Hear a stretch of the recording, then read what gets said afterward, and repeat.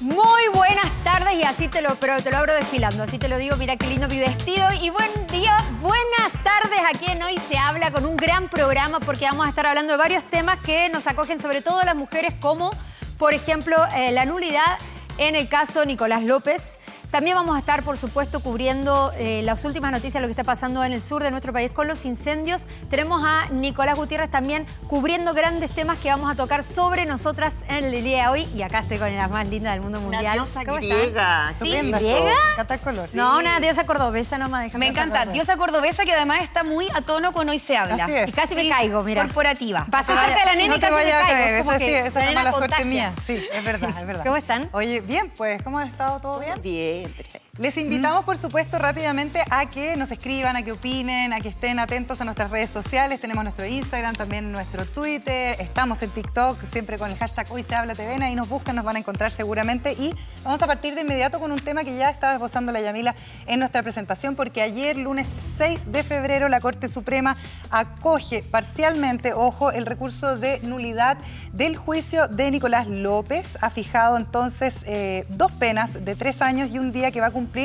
bajo un régimen de libertad vigilada intensiva. Hay hartas dudas respecto a este fallo. Se anula de esta manera la sentencia original de 5 años y un día de cárcel efectiva por el delito de abusos sexuales reiterados. Pero esta historia comenzó hace bastante tiempo atrás, Coté, es cierto, y vamos a tratar de hacer una especie de línea de tiempo para poder entender a cabalidad de qué se trata todo esto. Sí, queremos darte contexto porque esto comenzó hace hartos años. Nos remontamos al 2018, específicamente a junio de ese año, el 30 de junio, cuando la revista El Sábado publicó un extenso reportaje donde 8 mujeres vinculadas al mundo de la televisión, el mundo del cine y el mundo audiovisual denunciaron abusos y acosos laborales y sexuales por parte de López. A raíz de esto, por supuesto que causó conmoción, no tan solo en redes sociales, sino que también en general hubo un repudio y esto también dio pie a una investigación.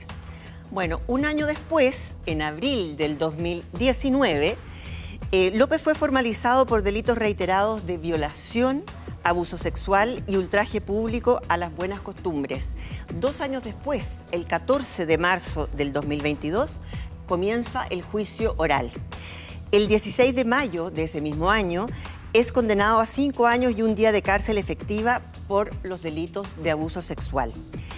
El 1 de junio del 2022, a menos de un mes de su sentencia, Nicolás López sale de la cárcel luego de la Corte Suprema acoger el recurso de nulidad presentado por su defensa. Quedó con firma mensual y con prohibición de salir del país mientras se realizaba el trámite de este recurso. Exactamente, bueno, el 17 de enero del 2023, su abogada, Paula Vial, su defensora, acusó dentro de los argumentos la estrategia de presión de redes sociales para así poder quitar más sentencia, pero la fiscal en ese minuto, Lorena Parra, rechaza en todas sus partes este requisito que hace la abogada y el 6 de febrero del 2023 la Corte Suprema acoge parcialmente el recurso de nulidad condenado al señor Nicolás López a cumplir, escuchen bien, 2 partes de 3 años y 2 penas, perdón, de 3 años y un día en el régimen de libertad vigilada intensiva. Bueno, ¿Qué significa esto? Eso, queremos entender a cabalidad qué significa esto, por qué la Corte Suprema precisamente acoge este recurso, de qué se trata, pero de qué se trata sobre todo, que había una gran pregunta y que la comentábamos ayer en la reunión de pauta, ¿qué se trata esto del régimen de libertad vigilada? Porque hemos escuchado que incluso hasta podría viajar fuera del país, por ejemplo. ¿Qué precedente se sienta con esto, con esta sentencia de la Corte Suprema? Es lo que le vamos a preguntar a Francisca Millán, ella es abogada de AML Defensa Mujeres. ¿Cómo estás, Francisca? Hola, Bienvenida. bien, muchas gracias.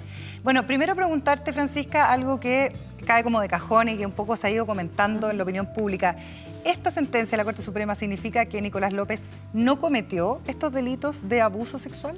No, por supuesto que no. De hecho, la Corte Suprema confirma efectivamente la decisión condenatoria del tribunal oral, digamos, y establece efectivamente su responsabilidad en los hechos en 2 delitos de abuso sexual. Lo que cambia en este recurso es la pena que se le asigna a esos delitos y también la forma en la que se va a cumplir esa pena. ¿Por qué cambia esa pena? Mira, me gustaría hacer un poco un análisis general de lo que se trata la decisión de la Corte. De partida, la defensora de López planteó un recurso con muchas causales por las cuales solicitaba la nulidad del resultado en el Tribunal Penal. Y todas ellas fueron rechazadas, excepto la que cuestiona la manera en la que el tribunal toma la decisión de llegar a la pena. Es importante dejar súper en claro que la gran mayoría y las principales solicitudes de la defensa fueron desestimadas por la Corte Suprema. Se confirmó efectivamente la realización, la decisión condenatoria respecto de estos delitos determinados y sobre todo, que era un argumento bastante fuerte dentro de los alegatos de la defensa, se desestimó que la utilización de la perspectiva de género hubiese de alguna manera generado una infracción para los derechos del imputado. Esto es súper relevante porque por el delito del que se trata, ¿cierto? Y los avances que han habido en esta materia, es tremendamente importante que la Corte Suprema hace un reconocimiento expreso de que no solo está bien utilizar la perspectiva de género, sino que es lo deseable porque en delitos de esta naturaleza. En la justicia chilena, efectivamente. ¿No? Es muy importante en el fondo en ese sentido. Pero Francisca, ¿qué es lo que pasa? Porque por un lado se presenta este precedente, ¿cierto? Donde te dice el tribunal que, ok, la perspectiva de género es importante, pero por otro lado la sensación de la decisión te dice lo contrario y todos quedamos preguntándonos por qué efectivamente se terminan cambiando las maneras y las formas de donde él va a tener que cumplir esta condena. Absolutamente. Y ahí es donde viene una discusión que es un poco más árida, que es una discusión jurídica respecto de cuáles son las normas aplicables para efectos de determinar la pena en este caso concreto. Pero perdón, para entender, ¿qué significa libertad vigilada intensiva? Ya, la libertad vigilada intensiva es una forma de sustituir la pena de cárcel efectiva. Y en el fondo se está diciendo, usted está condenado a 2 penas de 3 años y 1 día, pero va a cumplir aquellas penas bajo libertad vigilada. Libre. Es decir, no en la cárcel y sujeta a determinados programas que están determinados para el efecto, que generan cierto control en respecto de, en este caso, el condenado, ¿cierto? Ya sea de su inserción laboral, de su eventual vigilancia respecto a que se sujete a un lugar determinado, un domicilio determinado, que ahí probablemente puede ser vigilado, ¿cierto? Y también a ciertos programas o ciertos talleres que se verifican por parte de personas que han cometido este tipo de delitos. ¿Pero puede salir a la calle, algo así? Absolutamente. O sea, está libre, digamos. Absolutamente. ¿Viajar fuera del país? No está fuera del país, no. No, ¿Puede? Sí puede viajar. ¿Sí? Eventualmente sí podría, si es que se le da autorización por parte del programa para hacerlo. Una autorización específica, especial. Sí, por parte del programa, que son programas que dependen de Gendarmería, que se dedican a el efectivo cumplimiento de estas medidas de O sea, podría acosar sustitución. a otras mujeres. Por supuesto que sí. Mi consulta, ¿qué parte de la apelación de la defensa hizo que le bajaran la condena? Bien, a eso ¿Cuál está es el punto apuntando exacto por en el un cual se principio, rebaja una y condena? es súper importante tener en consideración. Actualmente, bajo la ley que se encuentra vigente hoy, no podría darse una sustitución de pena de esta naturaleza para un delito que hubiese sido cometido con posterioridad de la promulgación de la ley que se encuentra vigente en este momento. Es decir, la ley que hoy prohíbe sustituir penas en delitos de esta naturaleza solamente está vigente desde el momento en que esa ley se promulgó.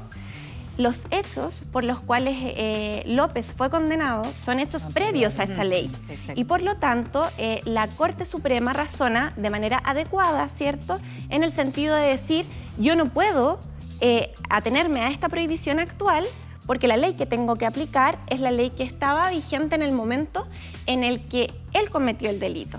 Ahora, esa ley, perdón, Margot, que te interrumpa, esa ley permitía sustituir, no obligaba a sustituir. Entonces, el cuestionamiento que tenemos que hacer es por qué la Corte, ante una decisión de ponderación en que podría haber ordenado un cumplimiento efectivo, decide sustituir la pena. Porque en este país no lo los tenía poderosos y los violadores quedan libres. Tan simple como esa la respuesta. Comparto tu análisis. Bueno, entonces cualquier persona que sufra de una situación tan tremenda como de ser acosada, de sufrir de abuso sexual o incluso violación, hoy en día estaría protegida por esta nueva ley que tú mencionas.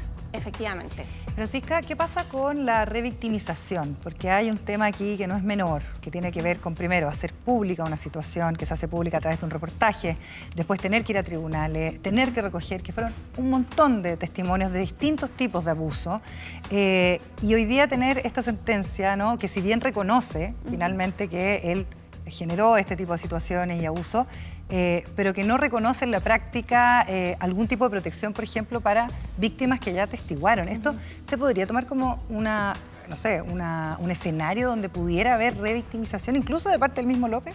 Se supone que durante el cumplimiento de la libertad vigilada también está sujeto a otras medidas accesorias como la prohibición de acercarse a las víctimas. Entonces esto es algo que no debería ocurrir, y si es que ocurriera está sujeto también a sanciones por otros delitos, que es el delito de desacato en el fondo, y también por el incumplimiento propiamente tal de los términos de su libertad vigilada. Pero Francisca, perdón, complementando un poco lo que dice la nena, ¿qué pasa con las víctimas, como ya testificaron, víctimas actrices que se quedaron sin trabajo por salir a hablar, que perdieron dinero, que perdieron su puesto de trabajo, que le cerraron la puerta en muchos canales de televisión, un montón de cosas que pasaron, y que hoy por hoy este señor puede tomar venganza de esas víctimas porque está fuera de esta libertad, no él directo, pero sí indirectamente? Es que absolutamente, lo que pasa es que un resultado de esta naturaleza no se hace cargo de esas consecuencias sobre las víctimas. De partida, el derecho penal no está pensado para hacerse cargo en general de las consecuencias sobre las víctimas desde el punto de vista social, pero además este resultado en particular, pese a que establece una sanción y genera un resultado condenatorio, deja esta sensación, como ustedes planteaban, ¿cierto?, de que no es proporcional la sanción que se le otorga a aquello que se ha aprobado. Y ahí es donde uno se pregunta, ¿dónde está la incidencia en esa decisión? Tiene que ver, evidentemente, con la subestimación que existe respecto de delitos de esta naturaleza, en que pareciera que no tienen la gravedad suficiente como para decidir finalmente privar de libertad a una persona. Y también, obviamente, tiene un contenido de clase altamente relevante, porque hoy día las cárceles están llenas y por razones mucho menores que por las cuales estamos analizando en este momento, y sin tener ningún afán punitivista, por supuesto.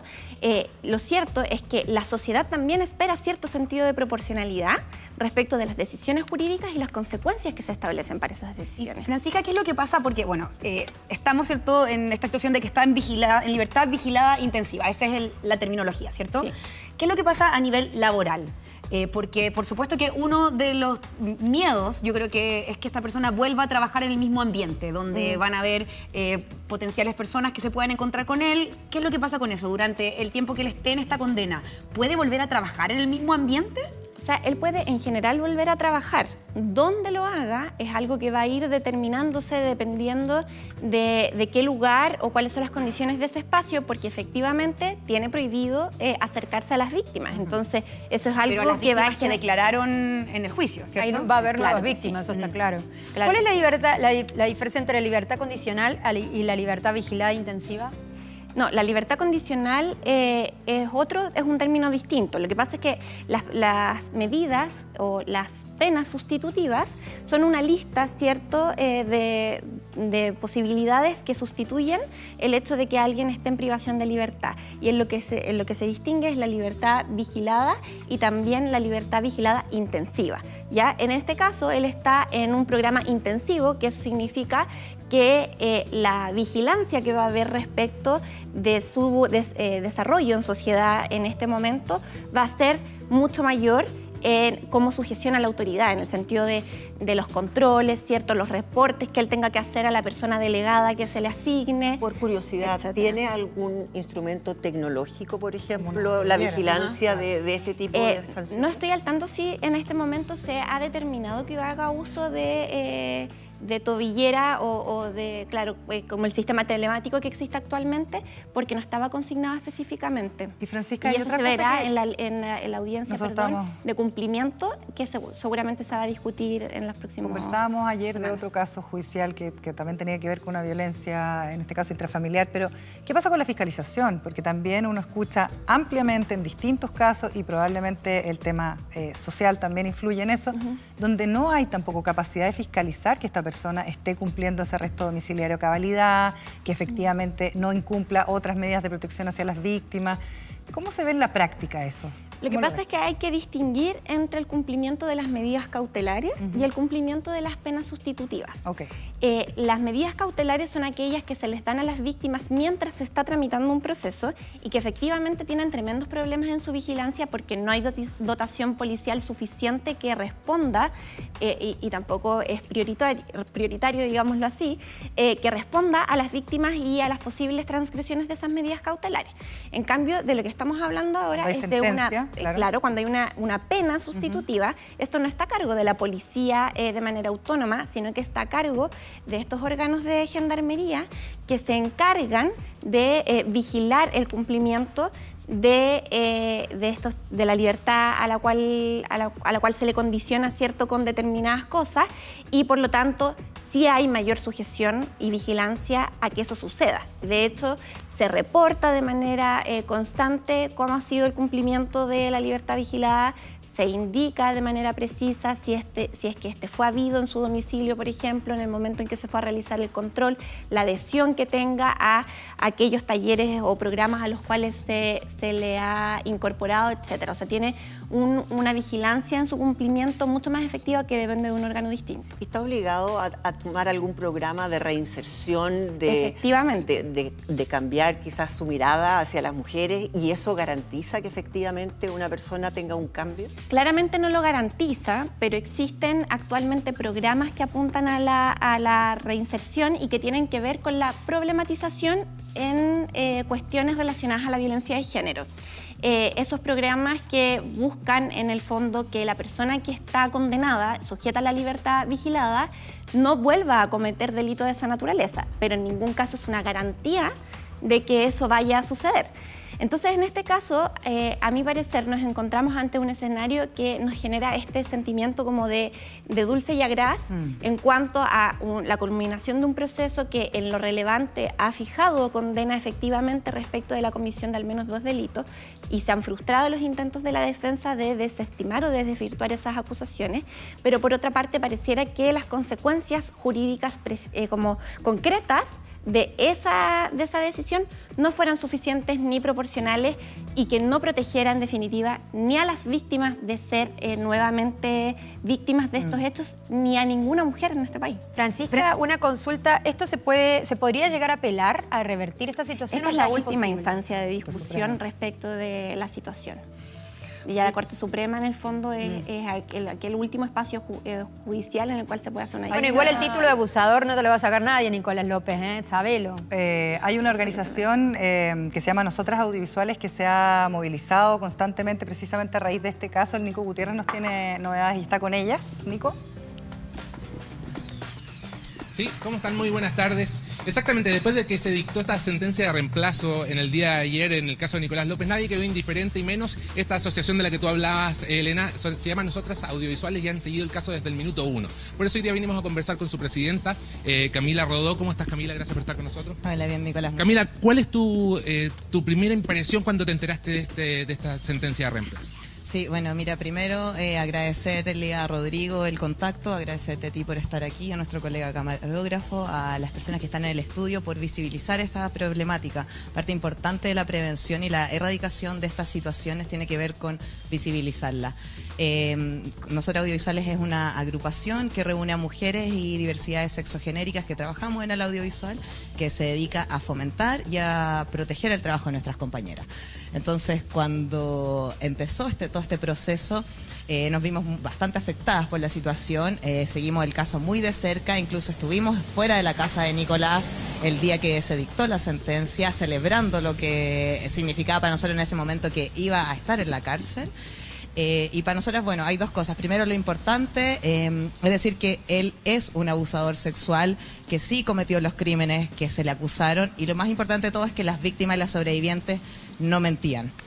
Ahora, sobre la pena que pesa sobre él en estos momentos, como comentaba la compañera abogada en el estudio, tenemos una sensación de dulce y agraz, porque nos hubiese gustado que hubiese pasado esta pena en cárcel, las 2 penas de 3 años y 1 día.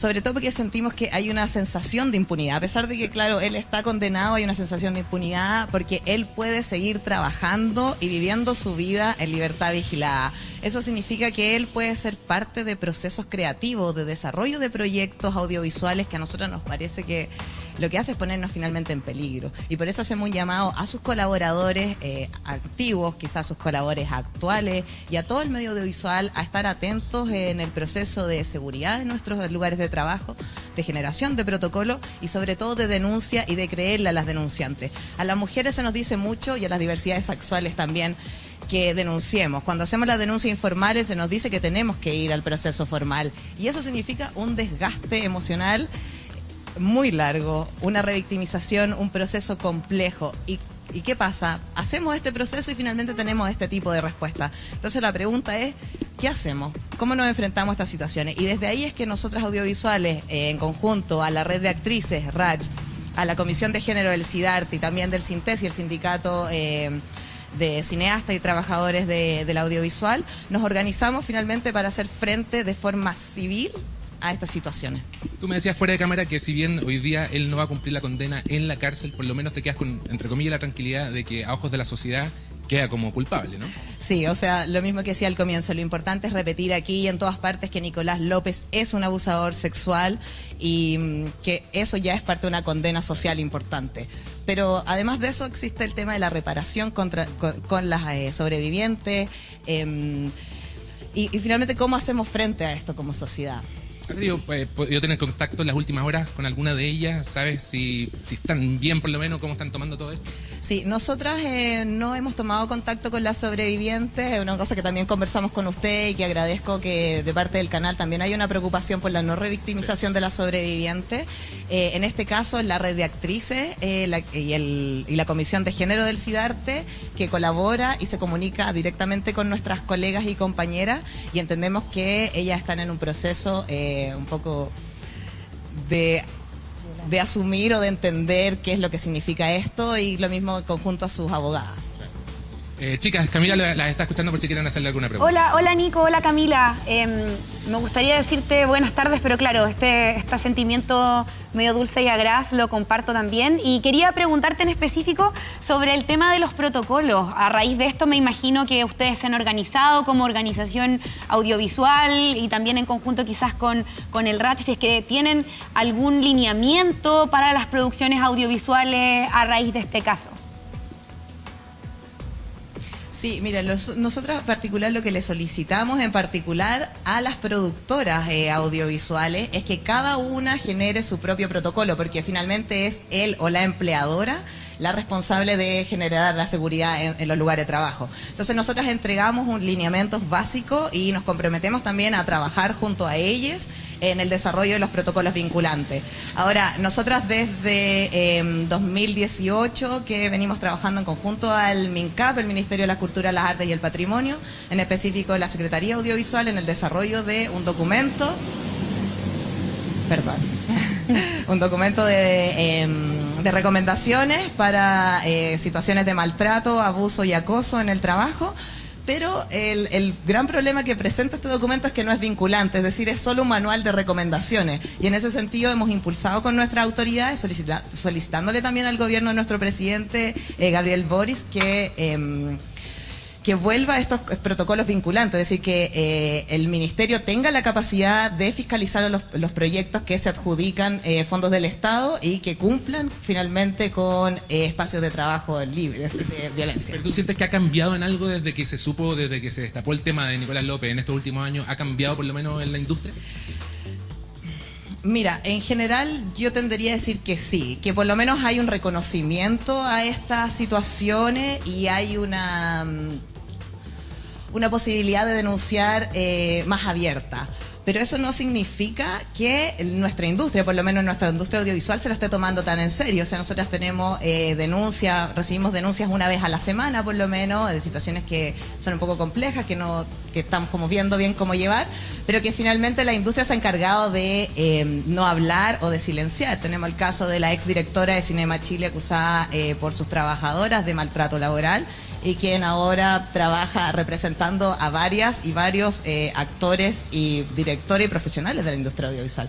Entonces nos parece que, a pesar de que sí hay una sensación de que el feminismo o estos protocolos de trabajo se están implementando, finalmente la industria está más preocupada en la fama y en pasar por abajo este tipo de situaciones. Camila, ¿cómo estás? Te habla Yamila.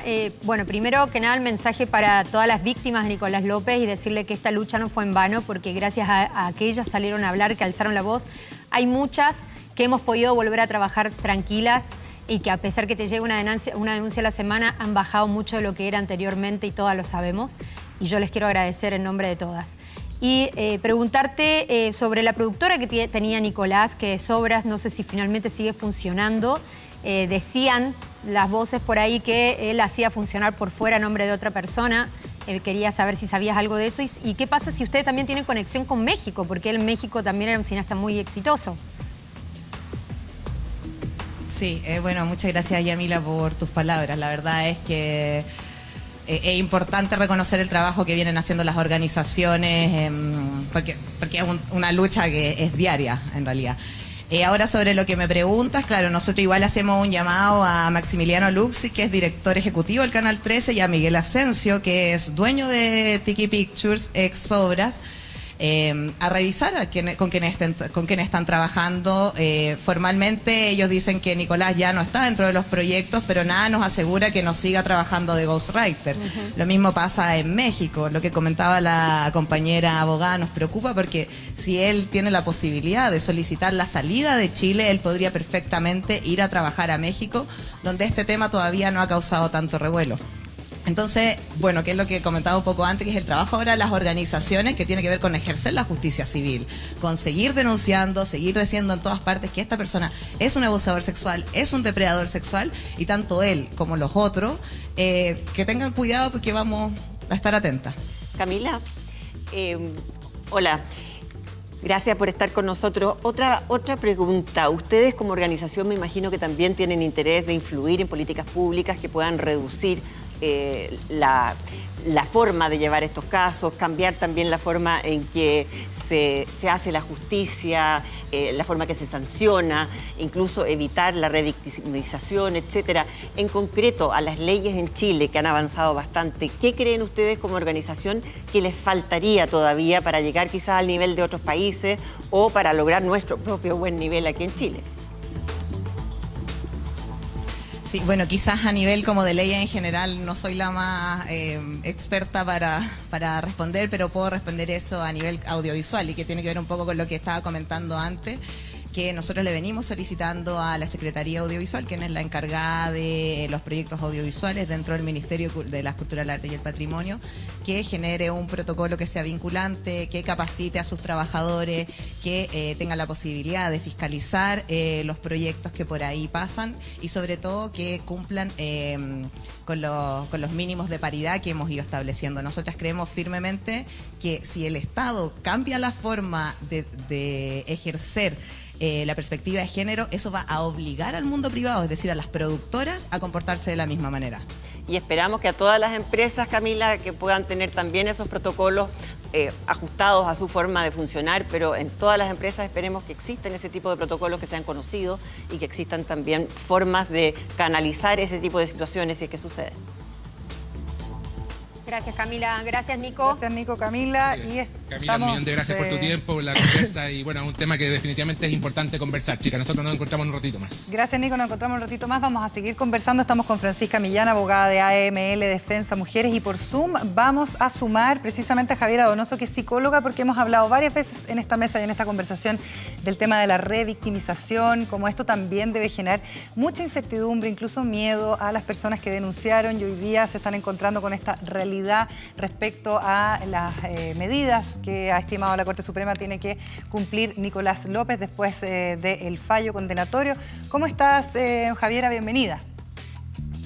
Muy bienvenida, muchas gracias, muy bien. Javiera, Gracias por la invitación. Primero preguntarte un poco, bueno, me imagino has estado escuchando nuestra conversación, ¿cuáles son tus conclusiones desde el mundo de la psicología y precisamente todo lo que tienen que vivir las víctimas que han hecho, como decía la Yamil, un tremendo trabajo denunciando públicamente situaciones como esta para que se sienta un precedente en la justicia, pero que esto tiene además un daño no menor psicológico y la revictimización a la cual podrían estar sometidas?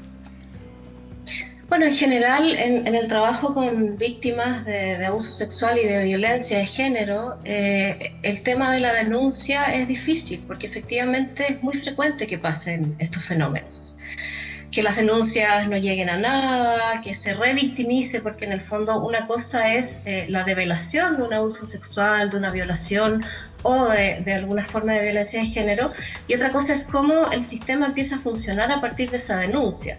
Si acoge o no acoge, si valida o no valida, si presta el apoyo que debe prestar o no, si ofrece finalmente una justicia al final del proceso. Y eso en la mayoría de los casos no ocurre de esa manera. Entonces, hoy día, cuando hablamos con víctimas y en el mundo en general, hay muy poca confianza de ¿para qué voy a denunciar?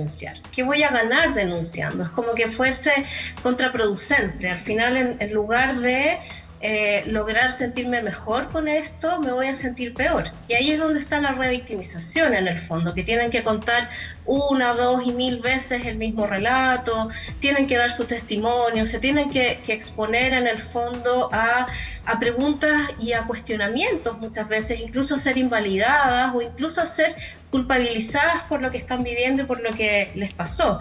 Hoy día creo que se ha sensibilizado un poco más la sociedad con respecto a esto, pero hasta hace poco tiempo estaba el discurso muy como socialmente validado de dónde estabas, cómo estabas vestida, qué hiciste, si tomaste o no tomaste, y en definitiva un montón de justificaciones que es como que le daban la razón al agresor y dejaban a la víctima como culpable de esto que había vivido. Entonces, en ese contexto, hoy día la verdad es que denunciar aparece entre las víctimas. Yo que me dedico a trabajar en reparación emocional en víctimas de agresiones sexuales y de violencia de género, en realidad no es una opción que las mujeres o que las víctimas en el fondo tengan como dentro de las opciones posibles para reparar.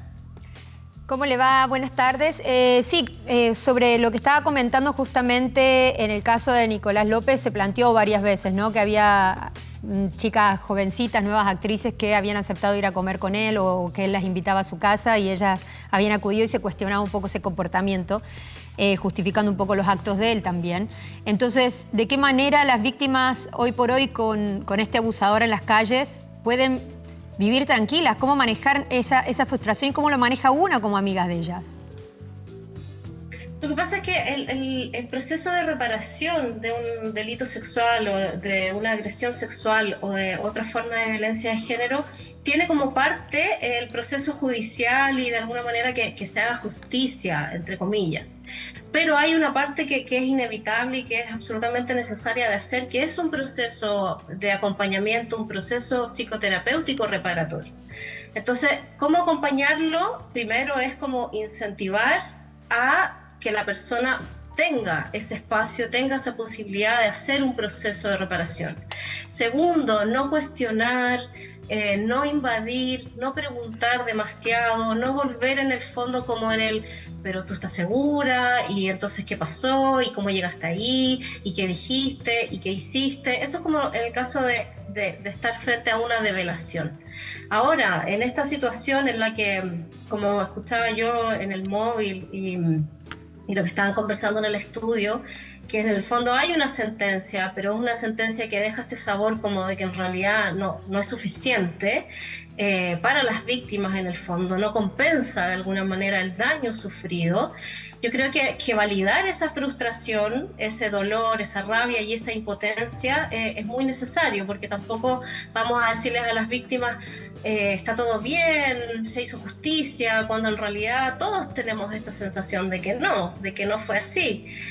Creo que entonces siempre la validación, cuando nos enfrentamos a situaciones de agresión, de violencia y de delitos en el fondo, de agresiones sexuales, el validar a la víctima y el darle su lugar de víctima es fundamental, porque eso es lo que ocurre muchas veces en nuestra sociedad. Le quitamos a la víctima la posibilidad de ser víctima y la obligamos de alguna u otra manera o a sentirse culpable por lo que le sucedió o a tener que superarlo, olvidarse y seguir con su vida rápidamente. Y la verdad es que no es tan fácil seguir con la vida después de haber sufrido una agresión sexual o haber sido víctima de violencia de género. No es un ejercicio fácil de hacer. Mantente con nosotras, por favor, pero queremos también volver a incorporar a Francisca Millán, abogada que está aquí con nosotros, y preguntarte a ti desde el punto de vista legal, ¿qué cambios habría que hacer para que sí sea una opción para una mujer o un hombre que ha sido agredido sexualmente poder hacer una denuncia? Porque es bien grave cuando una psicóloga que se dedica a apoyar a víctimas, además tiene que reconocer que no es una vía para las víctimas justamente hacer la denuncia. Mira, actualmente existen una cantidad importante de obstáculos para efectos de que las personas víctimas puedan acceder al sistema judicial. Inicialmente, los obstáculos más tempranos son aquellos como instalados socialmente, ¿cierto? Que son los prejuicios o los estereotipos que hay en torno a las víctimas o a sus conductas, a su comportamiento, a la forma en la que se vieron expuestas a determinada violencia, etcétera, y hay entonces una limitancia para las propias víctimas al momento de denunciar, que viene mucho del cuestionamiento social. Ya esa diríamos que es como la primera barrera que se distingue, que es absolutamente arraigado en una cuestión estructural, ¿cierto? Absolutamente cultural y social. Luego también existen muchas barreras institucionales, propiamente tal, que son aquellas propias de las instituciones que participan del sistema de justicia y que no están correctamente entrenados o de la forma idónea para acoger de manera correcta las denuncias y para realizar posteriormente todas las diligencias investigativas que se requieran para apuntar el esclarecimiento de los hechos. Y finalmente tenemos todas esas decisiones que en este caso el Ministerio Público toma en torno a aquellas denuncias que sí tienen una viabilidad jurídica y aquellas que no. Por ejemplo, en el caso que estamos comentando, efectivamente la Fiscalía, desde la unidad especializada en violencia de género, analiza la situación desde esa perspectiva real, agota las gestiones investigativas, lleva este proceso finalmente a juicio, ¿cierto? Pero esa no es la realidad de la gran mayoría de las denuncias de los delitos sexuales y en general de la violencia de género. La Fiscalía, el Ministerio Público, tiene una política bastante generalizada respecto de este tipo de causas que tienden a disminuir la judicialización y que por lo tanto pasa mucho esto que Javiera expresaba en torno a poner una denuncia y que esto no quede en nada. ¿Francisca? Y finalmente la decisión judicial es un poco lo que estamos ¿Y se está analizando haciendo ahora. algo para evitar que las víctimas de violencia, sobre todo, y también, por ejemplo, en casos de abuso infantil, se haga algo para evitar la doble victimización? ¿Qué es lo que pasa, por ejemplo, con grabar ciertos testimonios para que no tengan que repetir? ¿Qué es lo que pasa en esas instancias judiciales? Lo primero que tenemos que reconocer es que la victimización secundaria es un elemento inherente, en general, a un proceso judicial. Obviamente podemos apostar a reducirla en lo mínimo posible, pero evidentemente va a suceder que las víctimas, en el momento de denunciar, van a verse sometidas a un proceso judicial o a un proceso de investigación que necesariamente va a requerir de su declaración y que todos los actos judiciales o de investigación que se realicen con posterioridad también pueden generar victimización secundaria. Lo importante es ir tomando medidas que puedan ir reduciendo al mínimo posible ese tipo de escenarios. En ese sentido, por ejemplo, existe hace un par de años la ley de entrevista videograbada, que es una ley que permite y que establece un sistema y determinados protocolos para que los niños, niñas y adolescentes víctimas de agresiones sexuales o de otro tipo de delitos violentos puedan realizar su declaración en un contexto determinado ante una persona capacitada para efectos de recoger sus declaraciones y que ésta sea grabada. Y así evitar que tenga que declarar o vuelva a declarar muchas veces ante distintos órganos. Pero si esto llega a juicio, efectivamente, ese niño, niña o adolescente va a tener que volver a declarar igual. Francisca, ¿qué pasa en este caso, por ejemplo, de que la justicia ampara un poco a este abusador? ¿Las víctimas pueden irse en contra del sistema? ¿Yo puedo demandar al Estado por no escucharme, por no sentirme protegida por quien debería cuidarme? Mira, los estándares de demanda en contra del Estado son súper altos. En el fondo, la infracción o el nivel de negligencia que uno pudiera acusar para efectos de llevar a un curso o un proceso de esa naturaleza son como más bien rayando en lo grotesco, ¿cierto? Pero perdón, ¿hay chicas que se han suicidado por estas cosas? Absolutamente, absolutamente. Eso me parece muy grave. No, y hay algunas absolutamente. sentencias de cortes interamericanas, por ejemplo, o cortes Absolutamente. que tienen un impacto, o sea, abarcan más territorio que podrían incidir sobre un fallo de la justicia chilena, ¿no? Absolutamente. La Corte Interamericana, de hecho, parte de su rol principal es recibir demandas en contra de determinados estados por que el sistema de alguna manera haya transgredido derechos fundamentales, por ejemplo, de las víctimas. Y también, por supuesto, existe una vía de indemnización que las víctimas pueden activar respecto del condenado. Porque en este caso, Nicolás López solamente ha sido procesado en la vía penal, ¿cierto? Que es la que se encarga de determinar si existe o no existe la comisión de esos delitos y de establecer una pena, pero todas aquellas consecuencias jurídicas de carácter indemnizatorio o compensatorio todavía no se han discutido y, por supuesto, son cosas que las víctimas pudieran decidir hacer.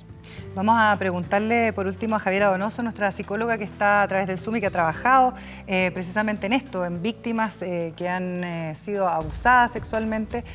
Un poco qué pasa con toda la reacción que ha habido por parte de la sociedad, porque se mencionaba en esta conversación, hay evidentemente, estamos viendo imágenes de Nicolás López, estamos haciendo este programa especial, hay una campaña en redes sociales. ¿Eso puede incidir positivamente de alguna u otra manera en el estado anímico o quizás en la manera en que pueden enfrentar estas víctimas y otras víctimas de abuso sexual a estos casos?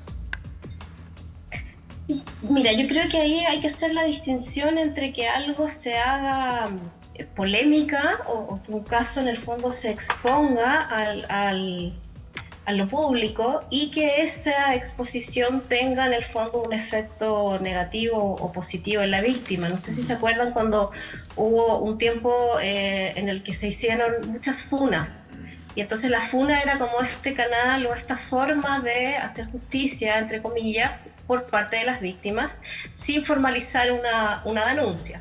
Y eso, a mí me tocó trabajar con muchas mujeres que llevaron esa acción de hacer una funa y que, claro, produce como un efecto medio catártico al principio, en cuanto tú ves como que esto salió, se hizo público, se conoció, se funó al agresor. Pero a la larga, cuando va pasando el tiempo y cuando esto vuelve a quedar en el silencio o puertas adentro en el fondo y se deja de hablar y deja de ser un tema mediático, entonces vuelve el dolor de estoy sola con esto y además que para una víctima hacer una denuncia es muy costoso. Es muy costoso en términos económicos si es que tú lo haces por tus propios medios y es muy costoso psíquicamente, o sea, implica un recordar, un estar permanentemente con este tema en la cabeza, implica una inversión de tiempo, implica tener que exponerte efectivamente a tu agresor. Entonces, claro, que se exponga y que se hable públicamente durante estos días puede tener este efecto un poco como de no estoy sola, me creen y no queda esto como si no hubiera pasado nada, pero no es suficiente, de nuevo, no es suficiente. Yo creo que eso es como lo que tenemos que como sociedad sensibilizarnos, con que no estamos haciendo lo suficiente por las víctimas y que está pasando muy reiteradamente, porque también está el caso de Martín Pradena, que es otro caso muy dramático, donde como tú muy bien decías, hubo una víctima, o sea, eso es un desastre. Y sigue pasando esto, entonces finalmente va quedando esta sensación como de no importa si denuncio, no importa si me muero, me pueden violar, asesinar, abusar y no pasa nada, o no pasa lo suficiente como... Dime. Javiera, te queremos agradecer por este contacto con Hoy Se Habla, que tengas una buena tarde. Gracias, igualmente. Y Francisca, solo para cerrar un poco, bueno, la perspectiva de género dentro de este tipo de fallos, de esta sentencia de la Corte Suprema, falta todavía por aplicar un poco más, ¿no? Falta en varios sentidos y también se ha avanzado en muchos otros. Y en eso como quisiera también dejar una reflexión final en que las mujeres tenemos derecho a la institucionalidad. Tenemos derecho a que el sistema responda ante aquellas infracciones o aquellos delitos de los cuales hemos sido víctimas. es efectivamente difícil y obviamente todas en un escenario de esa naturaleza tenemos el derecho también a decidir no activar el sistema. Pero también tenemos que interpelarlo y en definitiva, claro, las funas, ¿cierto? Lo que hablaba también la chica de la organización audiovisual sobre la justicia social es importantísima porque también tiene que ver cómo nos movilizamos como sociedad para efectos de visibilizar y problematizar estas situaciones. Pero la institucionalidad está ahí para las mujeres también y las mujeres tenemos el derecho de activarlo y en el fondo generar en el sistema una interpelación suficiente para que se sientan obligados a responder como en derecho corresponde. Muchas gracias, Francisca, por esta conversación. Que esté muy bien. Bueno, en otro ámbito, nuestro país ha estado sometido a una catástrofe que nos ha dolido muchísimo, que es el tema de los incendios en el sur, pero los bomberos, que en nuestro país son además voluntarios, han tenido una labor crucial en evitar daños mayores. Recordemos que los bomberos en nuestro país son voluntarios, por lo tanto tienen un trabajo igual que ustedes, igual que nosotros, un trabajo en una empresa común y corriente, un trabajo independiente y trabajan cuando son bomberos sin sueldo. Ahora este trabajo se extiende además por más días porque hay una emergencia. ¿Y qué pasa en los trabajos? ¿Le pueden pedir que vuelva al trabajo, por ejemplo, a los que están ahora en el sur? ¿Les pueden descontar los días no trabajados del sueldo? ¿Le pueden bajar el sueldo? ¿Tienen que compensar las horas cuando vuelvan? Ese es un tema que también ha surgido en los últimos días y que lo queremos conversar hoy con el ministro del Trabajo subrogante, Giorgio Bocardo, que ya está con nosotros aquí en un contacto telefónico. Estamos en un Zoom con el ministro. ¿Ministro, está por ahí? Sí, ahí. Ahí está. Ministro, este tema... Hola Margot, ¿cómo estás? Muy Buenas bien. tardes. Este tema de los bomberos que empieza a surgir respecto a si tienen o no que hacer caso si una empresa les pide que vuelvan al trabajo, si esto implica que tienen que ganar menor sueldo por haber trabajado menos días o tienen que compensar las horas que no hicieron por nuevas horas de trabajo. En fin, ¿cómo los protege la ley a los bomberos en nuestro país que son tan importantes para, sobre todo ahora, estos incendios que hemos estado viviendo? Bueno, primero que todo aclarar que durante los últimos días efectivamente hemos recibido algunas preocupaciones del cuerpo de bomberos de voluntarios por eventuales llamados que habrían estado recibiendo de sus empleadores de retornar al lugar de trabajo. Y lo primero que hay que señalar es que los personal de voluntario bombero tiene derecho asegurado por nuestro Código del Trabajo a presentarse en el lugar del incendio y durante todo el periodo que dure la emergencia, él les puede estar presente y no puede ser obligado a retornar. Eso es bien importante, no hay un tiempo máximo en el cual él pueda ser voluntario de bombero y el empleador exigirle volver. En segundo lugar, no se le pueden descontar salarios y todo el tiempo trabajado como voluntario de bombero se le tiene que conmutar por el trabajo que no realizó en el lugar de trabajo. No es que después él tenga que volver y realizar horas extra. Y menos, por supuesto, ser una causal de despido. Por lo tanto, darle tranquilidad primero a los voluntarios de bomberos que están cubiertos por el Código del Trabajo y que no van a haber represalias por estar ejerciendo una labor que en este momento es central para que podamos resolver la emergencia. También hay que hacer un llamado al buen criterio de los empleadores a que efectivamente no incurran en esta mala práctica porque es ilegal. Pero de todas maneras nosotros vamos a estar monitoreando en todas las direcciones del trabajo regionales y hacer un llamado a los voluntarios de bomberos que en caso de que le estén efectuando estas presiones, a través de la propia página web de la Dirección del Trabajo pueden realizar la denuncia y la Dirección del Trabajo puede llegar a cursar hasta infracciones por un máximo de 60 unidades tributarias. Por lo tanto, esto es algo que hemos estado ocupados todo el día haciendo un llamado a los empleadores.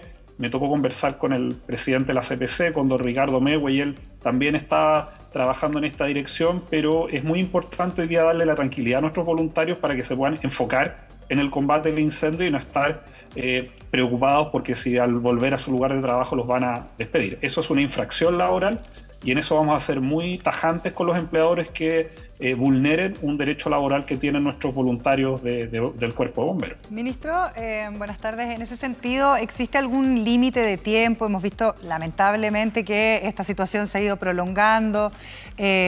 Hay alertas, ¿no es cierto?, en otras regiones también, o al menos estamos en un estado de alerta, ¿no es cierto?, en toda la zona central. Esta prolongación de tiempo, que esperamos que no sea demasiado, ¿tiene algún límite o el Código del Trabajo finalmente protege a los voluntarios durante todo el tiempo que sea necesario?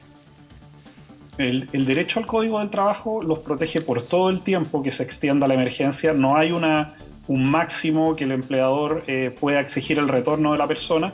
Y esto también es importante, cuando se desatan estas tragedias, los voluntarios de bomberos no solo cumplen labores de apagar los incendios, sino que cumplen otras funciones vinculadas a la emergencia, y esas también están cubiertas por el Código del Trabajo. En ese sentido no hay un tiempo máximo exigible, y lo único que las brigadas de bomberos hacen es asegurar los tiempos mínimos de descanso para que esas brigadas se puedan recuperar y estar al otro día ocupando la emergencia. Pero vuelvo a insistir que aquellos empleadores que incurran en este llamado y que les estén haciendo exigencias de retornar están infringiendo la ley laboral, y como gobierno en eso, para poder asegurar el combate de la emergencia, vamos a ser implacables en fiscalizar a estas empresas que estén vulnerando la ley. Muchas gracias, ministro, por las informaciones que nos acaban de... Me gustaría hacerle una pregunta más, ministro. No sé si usted me la podrá responder o no, pero hemos visto hace un par de horas atrás a uno de los brigadistas españoles que está operando acá en nuestro país, una unidad especializada en precisamente el ataque, ¿no es cierto?, a estos incendios, que dice que hay algunas personas en las zonas que están más afectadas que no estarían dejando aterrizar a los helicópteros para sacar agua y poder combatir el fuego. ¿Usted tiene información de eso? A ver, el llamado que nosotros podemos hacer al gobierno, más allá de las competencias específicas de este ministerio, es al buen criterio de las personas en un momento de emergencia. O sea, este es un momento de aunar fuerzas entre el sector público y el sector privado. Este es un momento en donde esperamos el buen criterio de los empleadores para que faciliten el control del incendio. Recordemos que hoy día lo que está en juego son vidas humanas, son fuentes de trabajo, son sectores de productivo, son muchísimas mujeres que en el mundo rural son muchas veces dueñas, depende una familia de ella, y por lo tanto no solamente aquí lo que se está quemando es un material físico, sino que también son lugares, son historias, son generaciones. Entonces, efectivamente, cuando ocurren este tipo de situaciones indignan, y eso lo entendemos, y por lo tanto nuestro llamado como gobierno es a colaborar, a hacer sinergias. Sabemos que la gran mayoría del sector privado está también en esta línea, y por lo tanto el buen criterio es fundamental en un contexto en donde todos nuestros recursos tienen que estar enfocados en asegurar el control de la emergencia, y no tener que estar preocupados de aquellas personas que muchas veces infringen la norma y que no están colaborando en esa dirección. Así que el llamado a la ciudadanía, y sobre todo a los actores que hoy día están en los distintos territorios desplegados, es a colaborar, y por supuesto siempre lamentar aquellas situaciones en donde el buen criterio no se cumple y no se coloca a disposición todos los recursos que tenemos como país para, primero, resguardar las vidas, y posteriormente enfocarnos en la recuperación productiva de los empleos, y también de recuperar la situación familiar y traumática que se vive en estas experiencias. Entonces, ese es el foco en el que estamos, pero vuelvo a insistirlo, el llamado también al buen criterio de los empleadores y empleadoras para que podamos enfocarnos en lo que hoy día el gobierno está concentrado, que es asegurar que la emergencia se controle, para después podernos concentrar en las ayudas sociales, económicas y también humanitarias que requiere una emergencia como la que estamos viviendo. Gracias, ministro, por este contacto con ese habla. Que esté muy bien. No, les quiero agradecer también por el espacio y la oportunidad de estar informando a la ciudadanía. Muchas gracias. Gracias, buenas tardes. Y estamos ya conectados desde el sur con Felipe Jara de 24H, que está al día con la última noticia sobre el tanker que salió hoy al mediodía, su primera salida, con estos 35.000 litros de agua para poder aplacar un poco los incendios. Felipe, buenas tardes. Hola, Felipe. Hola, ¿cómo están? Muy buenas tardes. Sí, y fíjense que coincidentemente a mi espalda está el tanker que acaba de aterrizar acá en el aeropuerto Carriel Sur de Talcahuano. Fue un viaje relativamente breve, fue hasta el sector de Paso Hondo, esto prácticamente en el límite entre las comunas, entre las regiones de Ñuble y Biobío, muy cercano a la comuna de Quillona, y entre Quillona y Yumbel y Cabrero. En esa zona el tanker acaba de realizar su descarga. Fue una única descarga que realizó en ese lugar, y claro, como lo ven ustedes en la imagen, la voy a dejar de hecho con la imagen en vivo. Ahora se está realizando todo el operativo posterior al aterrizaje de este avión cisterna que está operando acá en nuestra zona. Probablemente las cosas no salieron hoy día como se tenían planeadas, porque ya son exactamente, faltan 7 minutos para las 5 de la tarde, y recién el tanker concretó su segundo vuelo de la jornada, su segunda descarga. Recordemos que más temprano en la mañana, a eso del mediodía, había ido hasta la comuna de Mulchen, y el viaje, el vuelo que yo recién les estaba describiendo que llegó, pasó por ahí el sector de Paso Hondo, muy cerca de la comuna de Cabrero, acá en la región del Biobío. Así se ha estado desarrollando.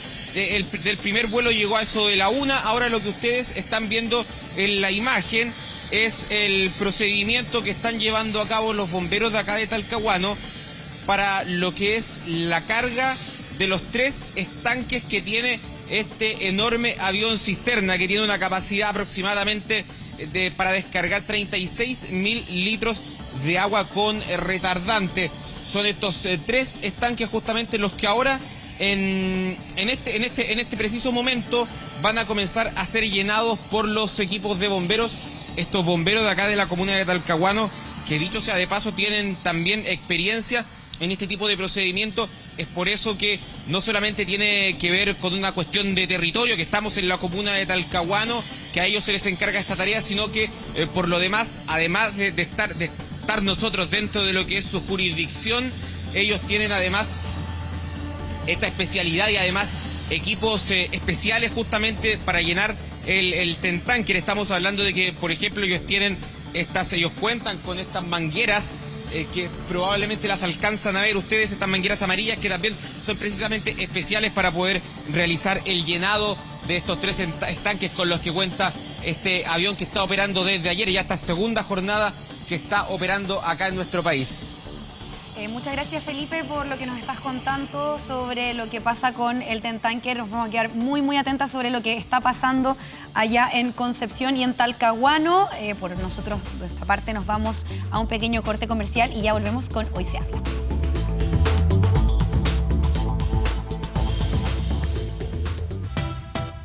Fotoprotección Isdin todos los días del año, sobre todo estos días de calor intenso. Encuentra en Salco Brand tu producto favorito Isdin y cuida tu piel con los Isdin Fusion Water en 3 tonos diferentes. Salco Brand, tu bienestar nos inspira. Y de una bonita noticia nos vamos a otra hermosa noticia y queremos hablar de la Sirena de Hielo. ¿Quién es, dirán ustedes? Es una joven chilena de 37 años que rompió un récord mundial en nadar 2,5 kilómetros en 45 minutos y 30 segundos en las aguas más gélidas de la Antártica y a 2,2 grados apenas, sin protección, solo con traje de baño. Y ha triunfado, va a estar postulándose a los libros Guinness, por supuesto, los récords Guinness. Y la tenemos hoy con nosotros, Bárbara Hernández. ¡Qué orgullo! Bienvenida. Hola, ¿cómo están? Muy bien, ¿y tú? Muchas gracias. Felicitaciones. Todo muy bien, muy contenta. Les estoy hablando. Sí, muchas gracias. Les estoy hablando acá desde la Antártica, desde Bahía Paraíso, en la base de la Fuerza Aérea, Gabriel González Videla, que nos han recibido súper bien y han tenido mucha paciencia con nosotros. Es realmente muy difícil tener internet acá, así que gracias por el tiempo. Bárbara, gracias por contestarnos a nosotros. La verdad es que siempre estamos destacando a mujeres que, en este caso, como tú, hacen historia, que nos motivan, que inspiran a otras mujeres.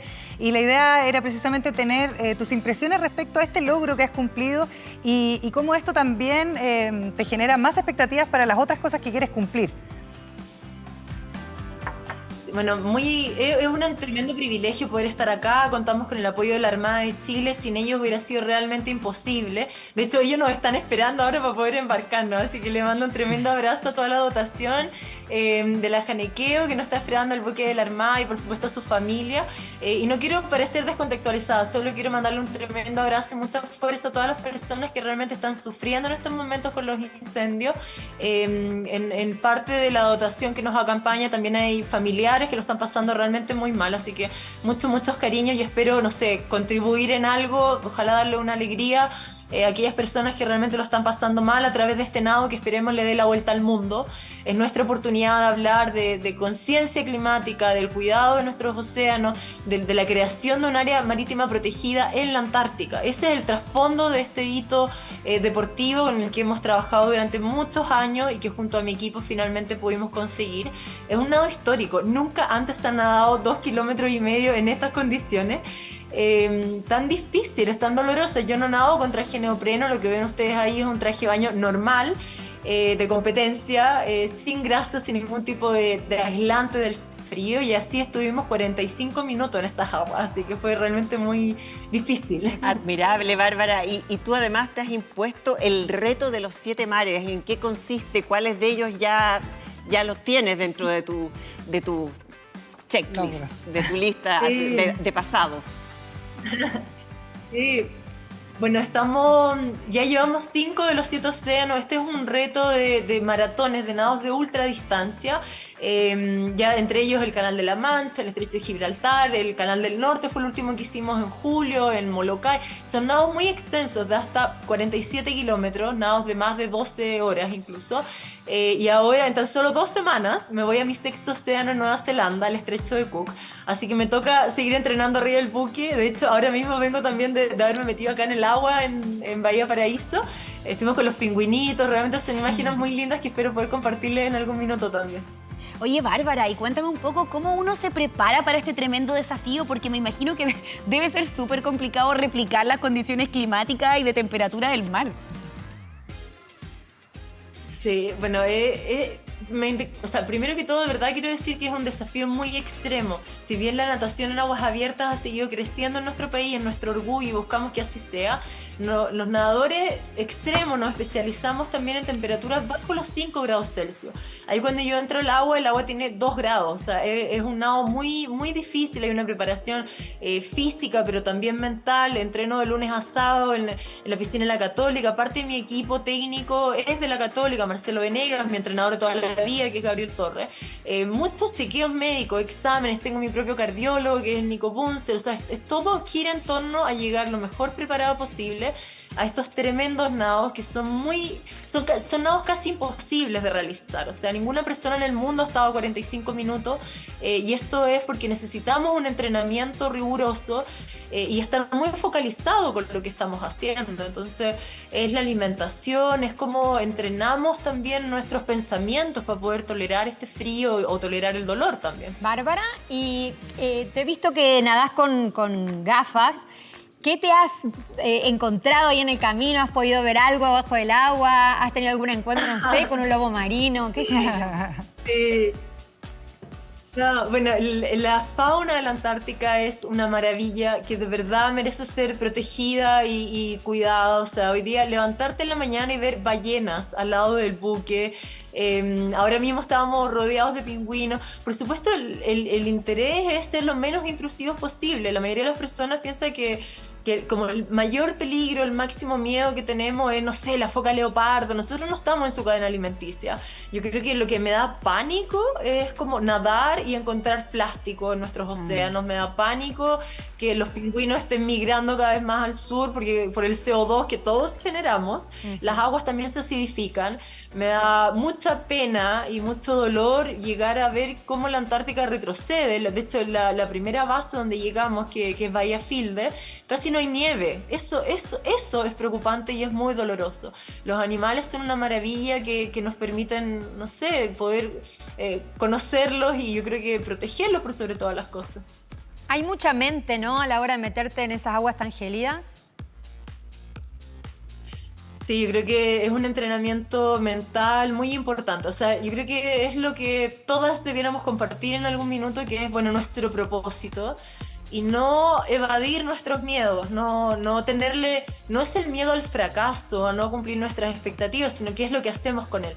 Yo también me sentía muy presionada, ni siquiera sabía si era un nado posible o real. Entonces, cada cosa tiene que tener su nombre, su lugar en nosotros, y el miedo jamás puede ser mayor que nuestro propósito o que el amor por las cosas que hacemos. Yo creo que eso es algo que todas y todos podríamos tener en común también. Oh, mi imagen, yo la veo y me da frío. Sí. Oye, Bárbara, y ahora, bueno, nos contabas sobre tu próximo plan, pero ¿qué es lo que se viene? Se viene, bueno, en 2 semanas tenemos Nueva Zelanda, vamos a estar haciendo, bueno, es mi pasión, yo quiero seguir nadando en Chile, es un privilegio contar con el el apoyo de la Armada chilena y también de, bueno, de auspiciadores que se pusieron la camiseta y estuvieron dispuestos a acompañarnos en esto. Y por supuesto ustedes que nos ayudan a difundir esto y a llegar a las personas. O sea, esa es mi motivación, como inspirar a otros a perseguir sus sueños, a que tomemos conciencia real de la importancia del cuidado de nuestros océanos, de la naturaleza, de lo que significa estar en las aguas vivas, y lo que significa ser chilena también y poder difundir esto en el mundo. Terminaríamos nuestros 7 océanos, ojalá este año. Muchos más nados en Chile, por supuesto, pero por sobre todo seguir motivando a los otros. Yo creo que ese es realmente mi pasión y mi propósito, junto con el agua. Bárbara, muchísimas gracias por este contacto. Sabemos que te están esperando para el viaje, solo que termines con este contacto con nosotros, con Hoy Se Habla. Por favor, mándele un saludo especial a los comandantes, así, Patricio Conche, mi comandante. Patricio, a todos los comandantes, besitos desde acá. Mucha paciencia, toda la buena vida. Besitos a la dotación del Caniqueo y también, por supuesto, acá a la Fuerza Aérea que nos recibe en su casa. Así que muchos cariños, que estén muy bien. Un abrazo grande para ti y felicitaciones. Oye, suerte. 2 cosas impresionantes. Muy increíbles, aparte del estado mental, como decía la Yamila, todo lo que nos contaba la Bárbara, el apoyo también que está recibiendo Bárbara. Y por otro lado, uno, como ella también quiere generar mayor conciencia respecto a la labor que tenemos las mujeres en generar cambio. Yo creo que ahí también hay un tema de equidad de género importante. Y por otro lado, el tema del calentamiento global, el cambio climático, que lo estamos viviendo, lamentablemente, incluso en la situación que enfrentamos hoy día con los incendios en el sur del país. Bueno, ella lo comentaba, es uno de sus impulsores es precisamente concientizar sobre lo que nosotros le estamos haciendo a nuestro planeta, llevar ese mensaje a la gente que tal vez todavía no lo cree, cuando ella habla de lo que está pasando en la Antártica y que no hay nieve donde siempre hubo, que los pingüinos tienen que irse cada vez más al sur para encontrar un lugar donde vivir, que afortunadamente parece no se ha encontrado con plásticos allá, pero aquí cerca y en otros lugares del mundo sabemos que hay mucho plástico. A mí no deja de impresionarme la tremenda fortaleza mental que debe tener. O sea, yo creo que cada vez que uno se mete a la piscina cuando está de verano, se muere de frío. Imagínate en el Magallanes, en el sur. Por eso veía las imágenes cuando se metía con el gorro de lana hasta acá. Terrible. Inspirador. Chicas, necesito darles una información. Hace 9 minutos Senapred acaba de informar que solicita evacuar el sector de Las Vegas de Tranamán, comuna de Purén, región de la Araucanía, y se envió mensaje del SAE, y también solicita evacuar el sector de Quilquihueno Bajo, corríjame si estoy mencionando bien el lugar, comuna de Collipulli, en la región de la Araucanía también. Y está Rodrigo Zárate conectado con nosotros con, lamentablemente, una última información que acaba de salir. ¿Qué tal? Buenas tardes a todos, chicas. Bueno, contarles primero que todo, antes de que se está trabajando en evacuación a esta hora en la comuna de Tomé, en el sector de Agua Tendida y también en el sector de Chillancito. Esto es muy cercano al sector que terminó completamente devastado por las llamas en el sector de Rafael, perteneciente a la comuna de Tomé. Ha llegado una gran cantidad de contingente bomberil desde Concepción, nosotros por la ruta de California que va hacia el sector de Rafael. Hemos podido sentir el ulular de las sirenas que van transitando a esta hora hacia el sector de Rafael y al sector que ya les comentaba. Además de bomberos, también va personal de carabineros que estarían respondiendo a esta llamada. A eso de las 4 de la tarde con 15 minutos se hizo sentir por primera vez esta alerta SAE que indicaba, textual: por incendio forestal, evacúe sector Agua Tendida en la comuna de Tomé. Es lo que se está viviendo en un sector urbano rural de la comuna de Tomé, y a esta hora se está procediendo a realizar esta evacuación preventiva. Eso por un lado, chicas. Por otro lado, hoy día aquí estamos ubicados en el Cerro El Santo, donde estuvimos en la mañana con el buenos días a todos, y hoy día quiero contarles que el llamado que hemos realizado a través de las pantallas de Televisión Nacional de Chile ha tenido un resultado. Hoy día quiero contarles que podemos decir que en este lugar, donde las primeras horas de los incendios de gran magnitud que se vivieron en los cerros de la comuna de Tomé, hoy estamos viviendo en este momento la solidaridad. Estamos viviendo una fiesta solidaria donde han llegado nuestros amigos del Ejército de Salvación y donde han llegado amigos de Curicó, donde han llegado juntas de vecinos de Talcahuano, con camionetas y vehículos. Desde Hualpén también han llegado amigos el día de hoy a entregar ayuda. Estamos en la casa de la señora María. La queremos invitar, señora María, si se puede acercar acá. No nos podemos mover nosotros porque estamos con la señal muy apretada. Señora María, Rodri, venga para acá. Rodri, Sí, para te contextualizar escuchamos. un poco lo que pasó en la mañana, es que es la gente del Cerro del Santo que no podía moverse de sus lugares, de sus tierras, porque la gente va a robar, va a quitarle sus tierras y las ayudas aún no han llegado y esta gente está durmiendo en carpas literalmente en el suelo. Los niños no tienen frazadas, no tienen alimentos y hoy se hizo un llamado en la mañana y bueno, por eso mismo Rodrigo está diciendo que gracias a las pantallas de TVN hoy esa gente pudo recibir la solidaridad de los demás, así que queríamos contarle un poco qué bonito dentro de lo triste que está pasando todo. Así es, en la mañana nosotros conversábamos, Yamila, perfecto, como tú lo dices, hablábamos que no había llegado ayuda en carpas, la gente estaba durmiendo casi a la intemperie, no tenía frazadas y no estaba recibiendo la ayuda. Hoy día podemos apreciar que durante la tarde los chicos ya del Ejército de Salvación, aquí a mis espaldas, están en la casa de la señora María y le instalaron su carpita para que usted pueda cuidar su terreno, señora María. Sí, yo estoy muy agradecida por lo que están haciendo, porque realmente yo me sentía de que nadie me tomaba en cuenta, porque veíamos que para allá todo y para acá no, y yo estaba aquí La conexión falla un poco porque obviamente por los incendios... Sí, estamos con problemas de conexión con Rodrigo, lamentablemente. Vamos a intentar en un ratito más volvernos a conectar con él. Bueno, tú decías que en la mañana ya habías estado en contacto con Rodrigo y que estaban tratando de movilizar ayuda a ese sector de gente que no quiere abandonar el lugar porque tiene temor a que le roben las pocas pertenencias que les puedan quedar o que le quiten su sitio. Sí, el tema es que claramente las autoridades están haciendo lo que pueden, pero como llegan las ayudas directamente a la municipalidad, tienen que organizarse para poder repartir y esta gente no le ha llegado nada. Los niños estaban durmiendo sin nada, abrigo, no tienen ropa, necesitan no solo alimentos, sino más que nada carpas y piden lonas también. Yo lo que quería contextualizar un poquito también es de la última información que hay sobre los índices que entregaron las autoridades, que son en total hasta ahora 26 fallecidos. Son 300 incendios activos y hay 1.156 viviendas destruidas, 3.276 damnificados y 287.395 hectáreas que van quemadas hasta el día de hoy, así que esperando que esto, bueno, el tanker hoy también le costó mucho poder salir porque no había buena visibilidad. Hay otra información también que tiene que ver con los 15 detenidos, precisamente por haber estado provocando estos incendios intencionales, así que también hay que estar muy atentos a esa información, a lo que pase con la investigación de la justicia. Sabemos que hay 3 que están formalizados, pero obviamente hay una investigación en curso.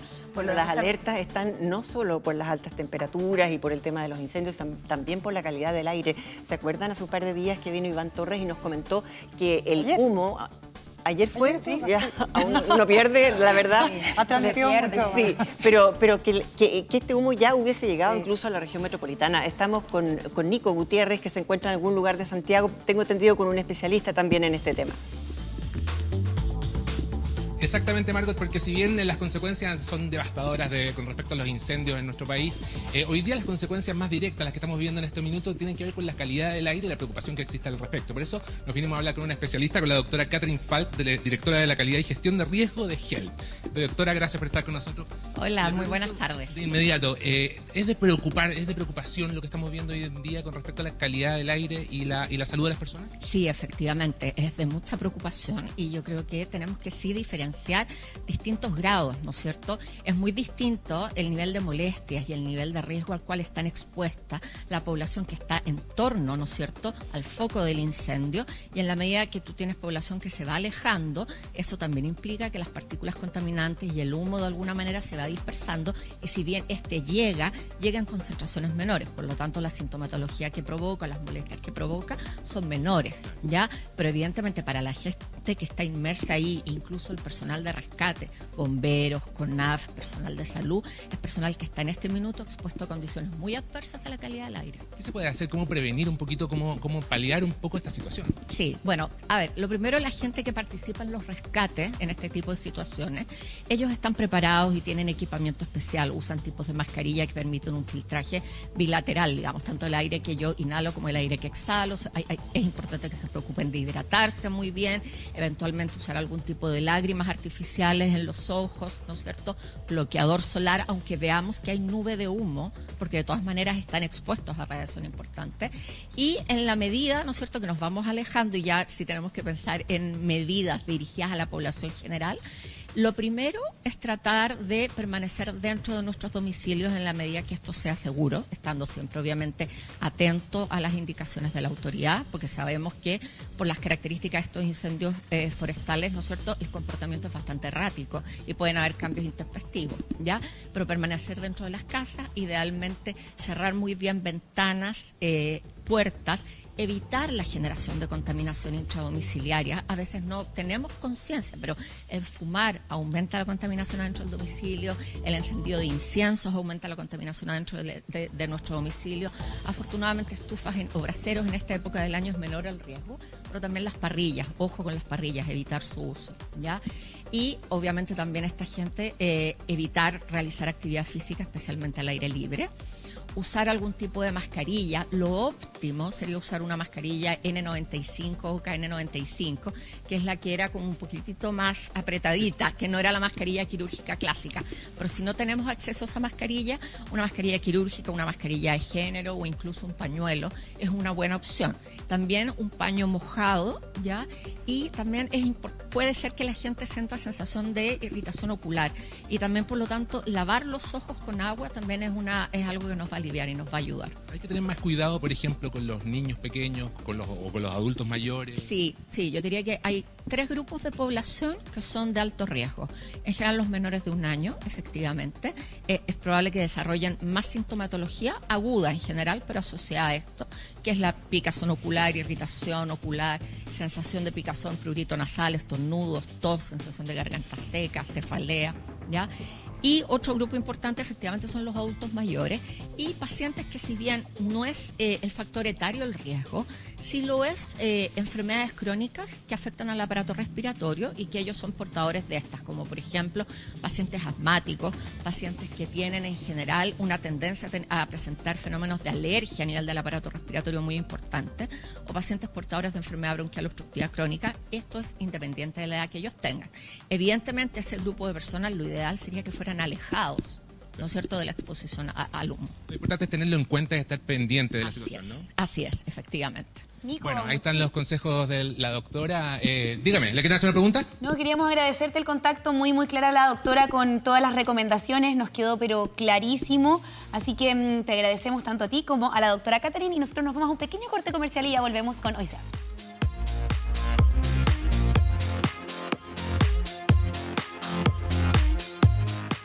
Acá en Hoy Se Habla. Y quiero aprovechar de agradecer los comentarios que nos han llegado en redes sociales, harta interacción usando el hashtag Hoy Se Habla TVN. Estuvimos leyéndolo también acá en comerciales, así que aprovecha de comentarnos durante todo el programa sobre todos los temas que estamos hablando acá en el programa usando ese hashtag Hoy Se Habla TVN y aprovecha de seguirnos también en Instagram, en TikTok, que subimos videitos. Gracias por los comentarios, gracias siempre por las sugerencias y también algunas personas que nos estaban informando que efectivamente están ahí en la zona donde se han activado nuevamente las alarmas respecto a los incendios y por lo tanto vamos a estar muy atentos y por supuesto ustedes sigan las transmisiones de 24H, también las noticias y toda la información que les damos acá a través de las pantallas de TVN. Y nosotros nos volvemos a encontrar mañana a las 4 de la tarde. Todo el Hoy Se Habla aquí a disposición entre a las 4 y las 5:30 mañana. ¿Y usted? Chao. Diga chao. Nada, gracias por acompañarnos. Chao, nos vemos mañana. Chao.